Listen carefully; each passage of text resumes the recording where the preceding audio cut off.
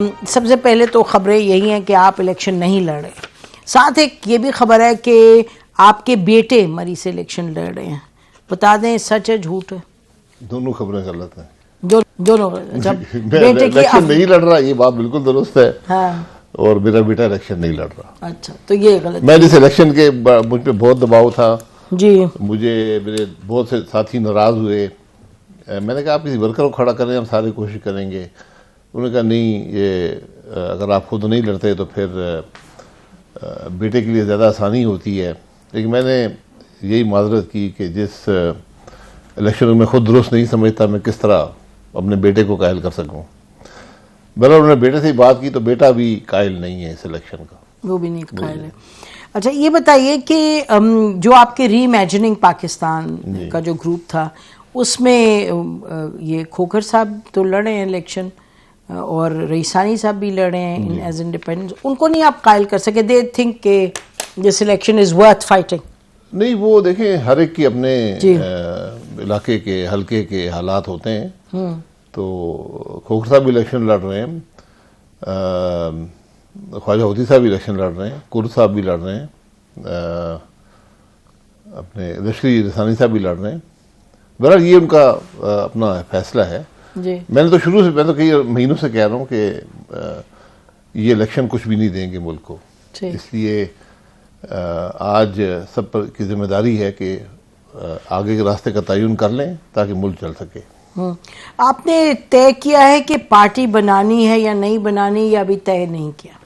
ये इलेक्शन के बाद देखेंगे। अच्छा, इलेक्शन के बाद देखेंगे, क्योंकि उसमें वक्त बहुत कम था। ठीक। मैं कई दफा कह चुका हूँ कि पार्टी पाकिस्तान में एक या ज्यादा जरूर बनेगी, क्योंकि स्पेस मुहैया हो गई है।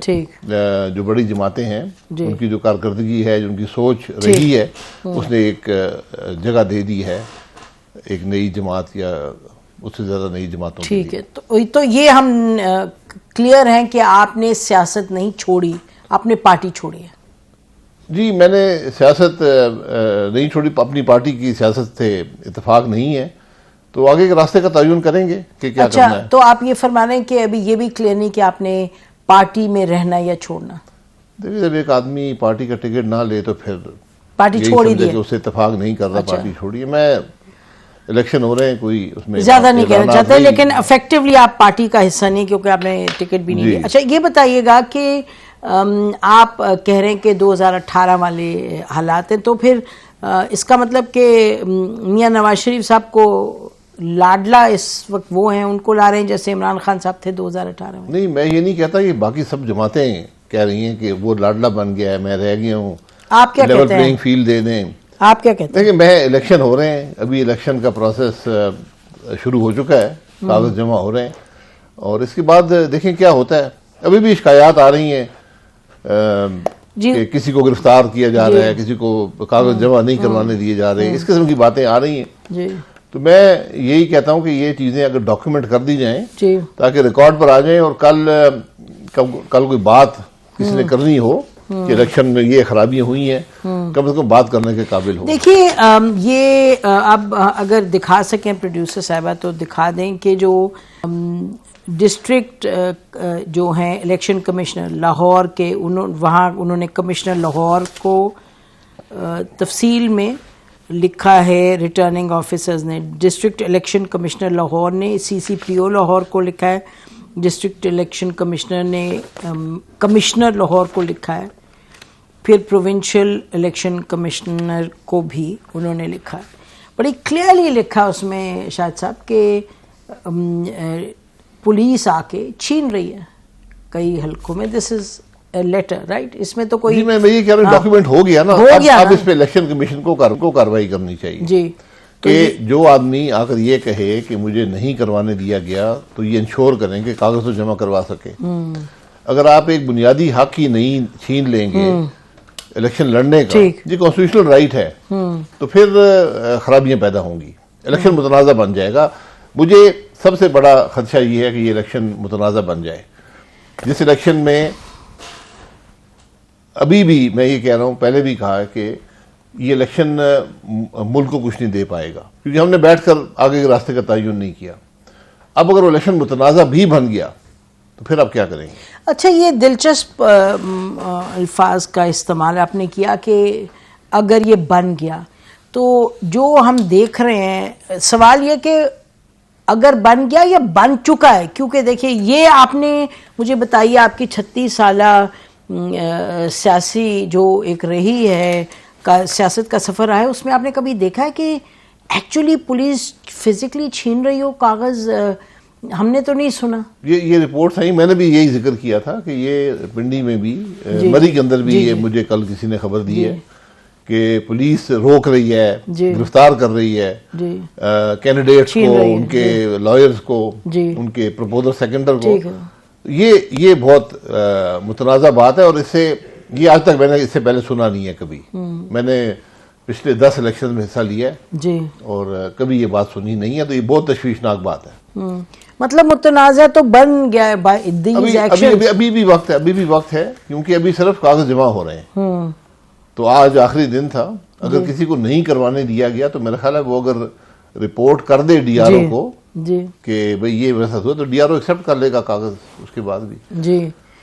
तो जी ये बड़ा क्लियर है। अच्छा, एक और जो हमने देखा दिलचस्प जो एक डेवलपमेंट हुई कल, इरफान सिद्दीकी साहब जो इमरान, जो former prime minister Nawaz Sharif साहब के बड़े करीबी साथी हैं, और कुछ लोग कहते हैं उनकी सोच जो है वो रिफ्लेक्ट करते हैं जब वो बात करते हैं, तो उन्होंने देखिए सुनिए कल क्या कहा एक पे पीटीआई के हवाले से, इमरान खान साहब के हवाले से। ये कोई शायद साहब कोई रूल है ऐसा कि अगर कोई जेल में हो तो पार्टी नहीं लड़ सकती, कोई कानून ये कहता है, ये कोई व्हाट इज दिस?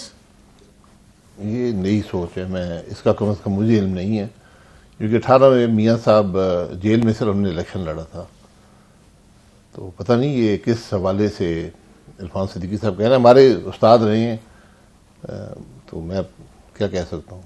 नई सोच आपने कहा है, मैं ये बात कभी सुनी नहीं है, कम से कम किसी कानून में नहीं है, ना ऐसी बात सुनी है कभी कि एक अगर सदर गिरफ्तार हो जाए तो उसकी पार्टी ही इलेक्शन लड़ने के काबिल नहीं रहती, ऐसी कोई बात कानून में नहीं है। जी, जो बात इरफान सिद्दीकी साहब कर रहे हैं मे 9 के हवाले से, ये मैंने भी एक बात कही है इधर ही कि हुकूमत की जिम्मेदारी थी कि प्रोसिक्यूट करे, प्रोसिक्यूट मत करें लोगों को, और प्रोसिक्यूशन अगर हुकूमत ना करेगी तो उसकी बहुत बड़ी नाकामी है, क्योंकि आपकी फौजी तनसीबात पर हमला हुआ, आपका काम है कि एविडेंस इकट्ठा करें, उन लोगों के खिलाफ केसेस बनाएं, और ये बात कि क्या कोई सियासी जमात थी उसके पीछे, या ये इंडिविजुअल लोगों का काम था, या ये साजिश बनाई गई, क्योंकि अगर मीटिंग्स हुई हैं और ये कार्रवाई की गई मीटिंग्स के बाद कि हमने ये हमले करने, हमने ये काम करने, और एविडेंस है आपके पास, और एविडेंस है, तो फिर ये बड़ा गहरा मसला है, फिर तो ये एक कौमी नौयत का मसला बन जाएगा। तो इसको हमने 5-6 महीने छोड़ दिया है, ये प्रोसेस मुकम्मल होना चाहिए था। जो फौज के अफसरान की बात वो कर रहे हैं, ये पब्लिक नॉलेज में नहीं आई, लेकिन अगर माजरत से, sorry to interrupt, DG ISP ने कहा था 146। जी, वो फौज का अपना मसला है कि क्या जब तंसीबात पर हमला हुआ क्या लोगों ने अपना काम किया या नहीं किया, वो उनके अपना एडमिनिस्ट्रेटिव इशू है। यहाँ पर जो लोग हमला आवर हुए तंसीबात पर, उनको प्रोसिक्यूट करना हुकूमत की जिम्मेदारी है, ये चॉइस नहीं है, कानून तोड़ा गया है, इतनी बात है। बेशक प्रोसिक्यूशन से दूर रहें, वरना ये सारा मामला इबाहम का शिकार हो जाता है। जो अगर कंफ्यूजन पड़े तो, अगर प्रोसिक्यूशन आई तो प्रोसिक्यूशन देखिए, ये बड़ा एक फाइन लाइन है हमारे मुल्क में, कम से कम के प्रोसिक्यूशन कहाँ है, प्रोसिक्यूशन कहाँ पर है, ट्रैक रिकॉर्ड, और वो सारे मामले को तबाह कर देती है। जी, तो आपको लगता है कि इस वजह से इस पर सबको स्ट्रेस करना चाहिए था कि मई 9 को फाइनल उस पर पहुंचाएं, कहीं उसको जिस भी तरह से सेटल करना है? जी बिल्कुल, देखिए आपके पास एविडेंस होना चाहिए, मजीद एविडेंस तो प्रोड्यूस नहीं होगा ना वक्त गुजरने के साथ। इंग्लैंड का आपके सामने है, एक सिविल डिस्टर्बेंस हुई, हजारों लोग मुलव्वस थे, उन्होंने एविडेंस इकट्ठा करके दिन रात अदालतें चलाई, और मेरा 3 या 4 हफ्ते के पीरियड में सबको जो सजाएं थी, एक्विटल करना था, उन्होंने कर दिया। यहाँ भी यही जरूरत थी कि ये सब मामला खत्म हो जाता। क्यों नहीं हुआ खत्म? मतलब फौज नॉर्मली बड़ी एफिशिएंट होती है, क्या वर दे बीइंग एक्स्ट्रा केयरफुल, या दूसरी तरफ लोग कहते हैं जी पकड़ के लोगों को बंद किया, अंदर रखा है, वो डराने धमकाने की बात है. Which of the two do you think is the reason? नहीं, देखिए ये फौज का काम नहीं है, मिलिट्री कोर्ट्स के अंदर ये नहीं हुआ जहाँ तक मेरी नॉलेज है. एक मिलिट्री कोर्ट में जो हो रहा था, फिर सुप्रीम कोर्ट ने फैसला दे दिया, फिर कहा के कर दें वापस. जी. तो अब वो प्रोसिक्यूट आप मिलिट्री कोर्ट्स में कैसे करेंगे, वो एक और मसला है. सिविल कोर्ट्स मौजूद हैं, आपके पास एविडेंस है, सिविल कोर्ट्स में प्रोसिक्यूट करें. लगता ये कि इलेक्शन जाहिर है अब तो सर पर हैं, तो ये कंक्लूड नहीं होने जा रहा, लग ये रहा है. लेकिन आपकी क्या रिकमेंडेशन होगी? आपको लगता है कि it is in the realm of possibility कि कर सकें इलेक्शन से पहले इसको कंक्लूड? देखिए, इलेक्शन का इससे कोई बड़ा रास्त ताल्लुक नहीं है. ये एक जुर्म है, उसकी प्रोसिक्यूशन होनी चाहिए. अगर कोई जमात बहैसियत जमात उसमें मुलवस हुई है तो उसके खिलाफ बाद में भी कार्रवाई हो सकती है. सिर्फ मकसद इलेक्शन से बाहर रखना या इजाजत देना नहीं होता. क्योंकि इस तरह लग रहा है ना, क्योंकि जैसे इरफान सिद्दीकी साहब अभी कह रहे हैं कि जी दिन को पार्टी और शाम को ये करे, तो मतलब कि ये सवाल तो उठ जाते हैं.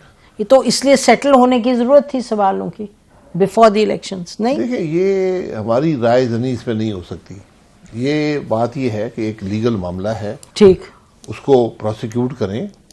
अगर आप नहीं करेंगे तो ये आपकी तरफ से कमी है.